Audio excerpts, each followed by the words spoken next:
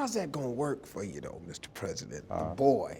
Because look, I got 4 daughters. Right. The way you feel about your daughters, I mean, I see it. Yeah. I'm a dad, I Yeah. see it. You love them Oh, I love girls. them. The boy. Here's my whole thing. What I've told them before is, as long as that young man is showing you respect and is kind to you, then I'm not going to be hovering over every second. But I'm counting on you to have the self-respect to make sure that anybody who you're going out with comes correct.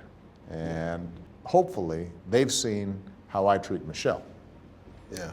Right? And so they've got a set of expectations. Okay, that's how a man is supposed to Absolutely. treat a woman, with respect and as a partner and as an equal. So I think they've got pretty high expectations in terms of how somebody should treat them. Look, no doubt, you've done it the right way. I've been watching, man. Marjorie loves your wife. But let me say this, the boy. See, I got to give you this piece of information, Mr. President. I hate every one of them. You can't say that because you're the president. But my middle daughter just got married, October 12th, right? Wonderful guy, Morehouse man, graduate. You like him now, though? Yeah, I love him. Yeah, now. But I hold a thumbnail size chamber in my heart that's filled with nothing but hatred for him in case I need it. Just in storage. Just in case. Just in case. I love him. He's a great guy. And I just want to offer that to you because you've done so much for the country, just as another father. Well, I will tell you, I've got a good friend whose daughter is a little older than Malia. She started going steady with a guy. And this friend of mine, when this young man would come into his house, didn't speak to him. Yeah. I mean, just pretend like he wasn't there. Yeah. And this lasted for 6 months. Yeah. And I told him, I said, come on, man, you can't, poor kid, he's a nice young man, he's polite, he's trying, he's coming by the house. Yeah. And my friend's attitude was, he said, no, I want to see him earn this. So I don't want him comfortable up in my house. Yeah. And eventually the young man was, won him over, and so he started saying a few words to him. But not money. Yeah. Not so money. I can kind of get a sense here. You're developing a couple of strategies here. I don't think. Look, I'll be honest with you. Probably the bigger concern for me is making sure that I'm not getting in the way of the girls just having a normal life. Right. And I think it's intimidating enough to be asking out the daughter of the president without me adding to that intimidation factor. So, so we're going to be fine. Yeah. Look, I was thinking about this interview and I said, I'm going to be talking to a guy that has probably the weightiest job that I can even imagine. When is the last time that you really, just laughed hard? Just a good. The truth is, I laugh all the time, partly because Michelle's really funny. So she's just a funny person. So we get a lot of good laughs. Part of the way you survive the stress of the White House is being able to laugh with your team about some of the crazy stuff that happens. And you can't take yourself too seriously. You have to take the job seriously.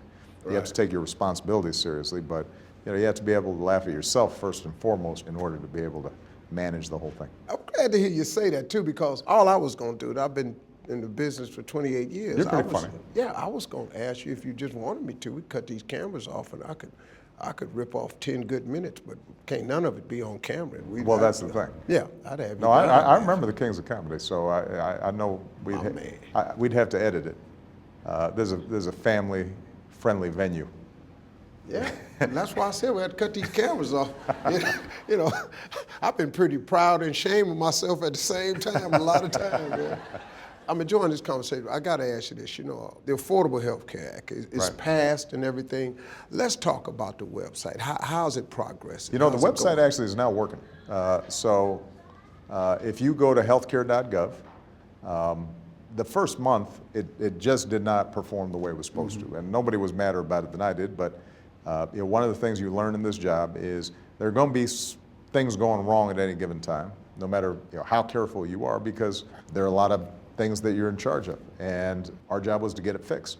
At this point, if you go to healthcare.gov, you can sign up, you can find out what options you have. If you don't have health insurance, you're going to be able to get some good prices on quality health insurance, and you can find out whether you qualify for tax credits that help you pay your premiums. And so for the average young person in particular, if you're under 30, I think the average cost is going to be less than your cell phone bill or your cable bill for high quality health insurance. And one of the things that we're now seeing is all the demand that was pent up because the website wasn't working. Now that it's working, it's surging up. We've doubled or tripled the number of people who are enrolling every single day. Yeah. And my message to folks generally, but young people in particular, is that to have the financial security that if, heaven forbid, you get in an accident, you get sick, that right away you're able to go to a doctor. If you get hospitalized, you're not going to bankrupt yourself, you're not going to bankrupt your family. That's priceless. That's something that everybody needs to have, and for a very reasonable price, people can have that security and that coverage, and also get free preventive care. So for young women, it allows them to go to an OB-GYN and get checked up on a regular basis, and their out-of-pocket expenses probably match up in some cases what the premiums are. So net, they're going to be in a much better position.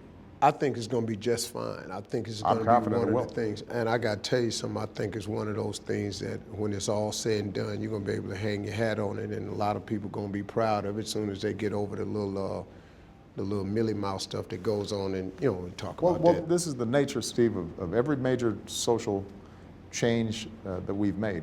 It's always tough at the beginning. Mm-hmm. When Social Security was first passed, people said, this is socialism, this is terrible.